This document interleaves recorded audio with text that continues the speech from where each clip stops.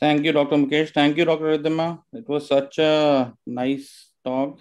You covered most of the aspects of everybody's talk, and we are going to now take it away forwards in detail.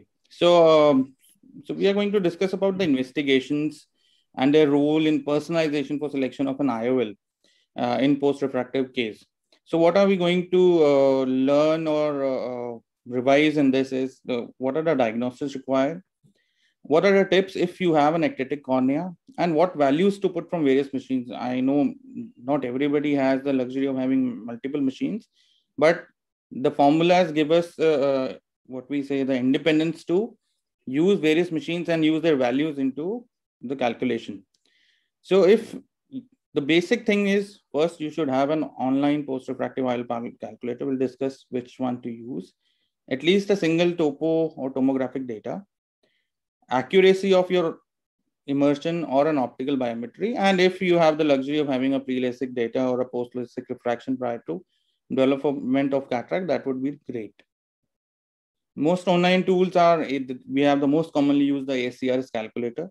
Then we have the Holiday IOL Constant, the Hopper-Savini tool.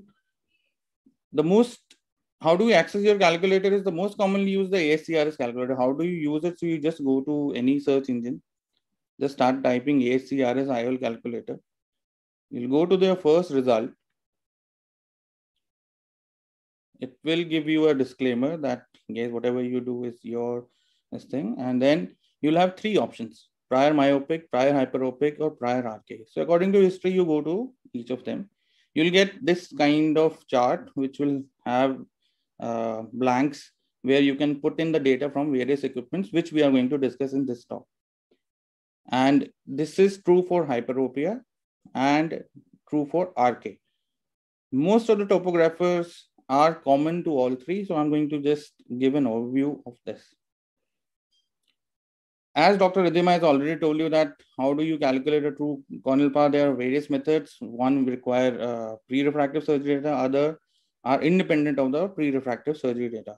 The most, if you have the luxury that you have a pre-refractive surgery data, I'll just touch upon that. How do you calculate the post-op K if you have the pre-refractive surgery data? So it's quite simple usually. So we have to first calculate the spherical equivalent at the corneal plane. We always have a spherical equivalent at a spectacle plane. We can easily derive the spherical equivalent on the corneal plane using this formula. Then we will look at the change in refraction from pre to post using that. And then we'll arrive at the mean post-operative K. So I'll just start with an example. So if we have a person who has a mean pre-operative K as 42 diopters, and he has a pre-operative refraction of like this, minus 10 diopter spherical with a plus 1 of cylinder at 90, and a post-op refraction at a minus 0.25 spherical and a plus 1 cylindrical at 90. This will give us a spherical equivalent. Pre-LASIK would be a minus 8.52 and a post-surgery spherical equivalent of 0.25. The change in refraction, which is the delta MR here, is around 8.77. This you will subtract from the pre-operative K to arrive at the actual mean keratometry values, which will be the accurate value for this patient.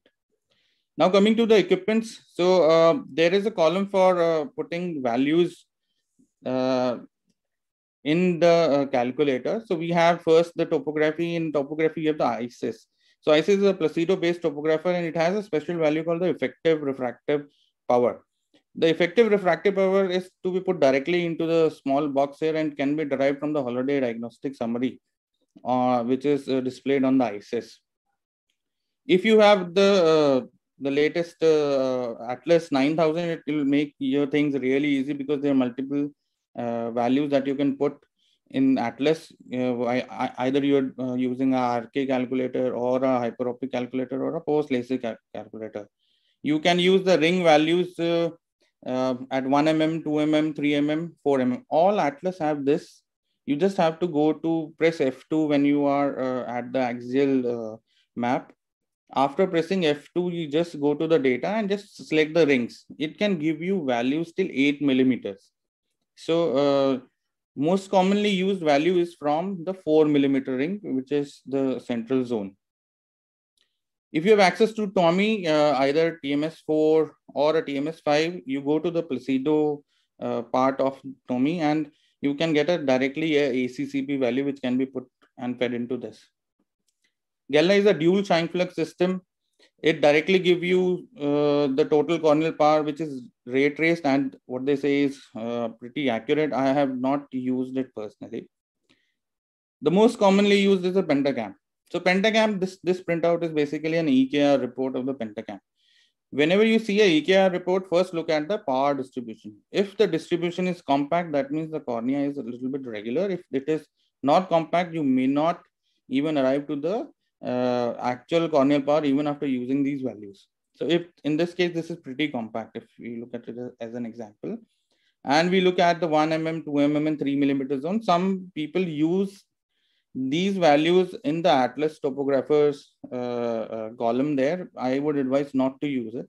It is better to use the 4 mm zone value of the true net power. You can have the true net power calculated, or you can always go to this column here, which I'm pointing, and you can change your zone diameter here.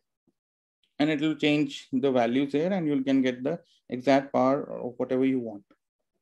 So after doing everything, you have put in all the values from whatever topographer you have, and put in the best biometry or the immersion data. You just hit on calculate. If in calculation, you will have the three columns. If you had used the pre-surgery data, you will have the column 1, in which the clinical history method would be the most commonly arrived power, and it will be most accurate.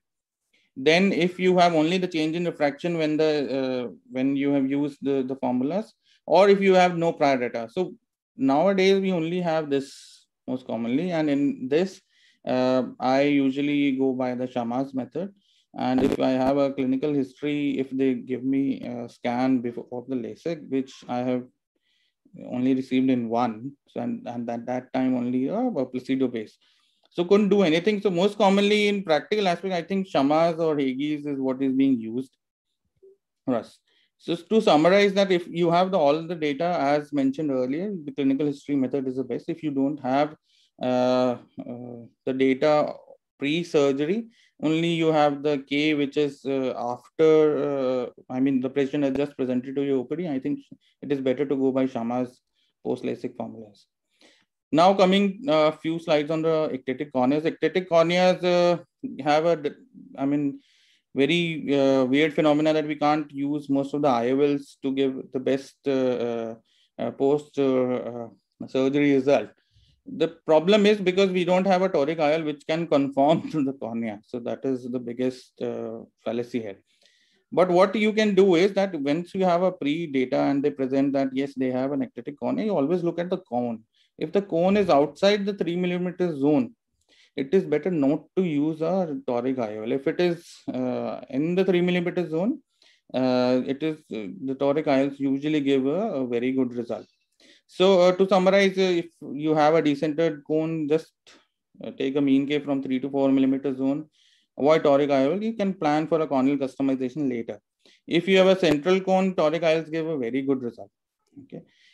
So I hope I was able to simplify the things here. Thank you so much.